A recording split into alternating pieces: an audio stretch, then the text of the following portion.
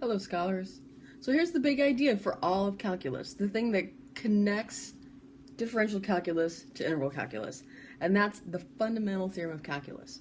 What it means, what it tells us, is it turns out that derivatives and integrals undo each other. They're inverse operations, the same way addition and subtraction are inverse operations, or sine and inverse sine are inverse operations, cubing and cube rooting.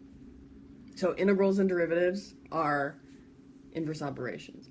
So before we do this, let me show you. So first take a look at this function. This is a function f of x.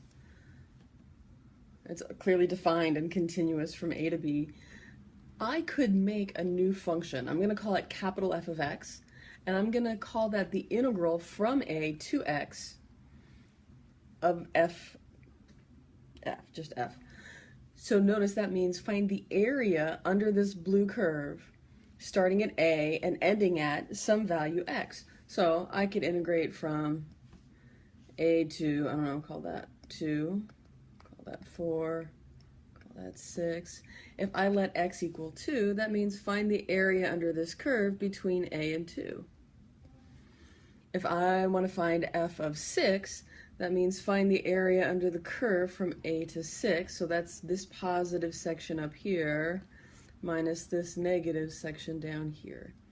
So you can see that as x changes, the area, which is the value of the integral, also changes. So this is a function of x.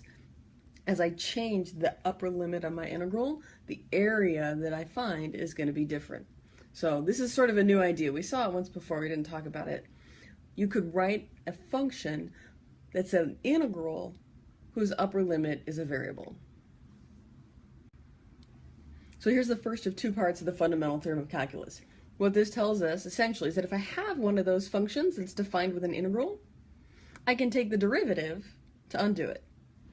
So if I have some function little f, and I write a function capital F that's the integral from a to x of little f, if I take the derivative of that function, it's like the derivative undoes the integral part and just gives me back out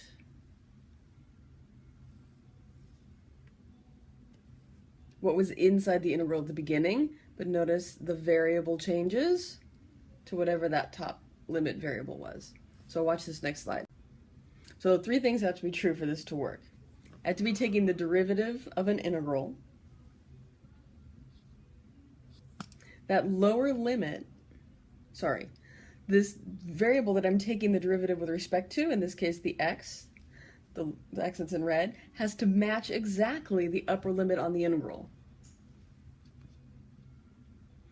And the lower limit has to be a constant. It could be any constant. It could be 0, it could be pi, it could be e, it could be 3.2, any constant.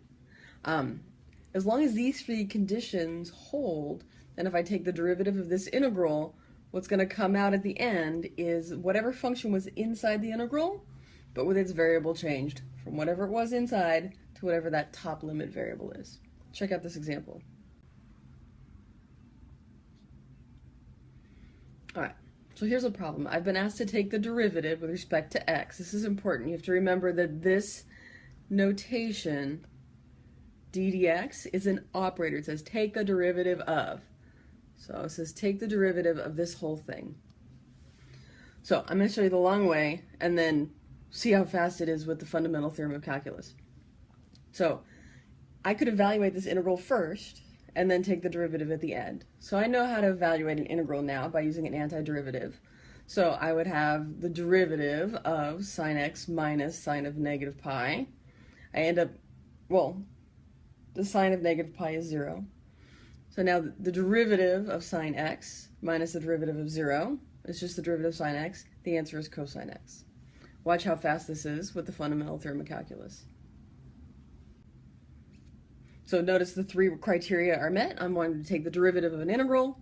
The upper limit matches the variable that I'm taking the derivative with respect to, and the lower limit is a constant. It happens to be pi, negative pi.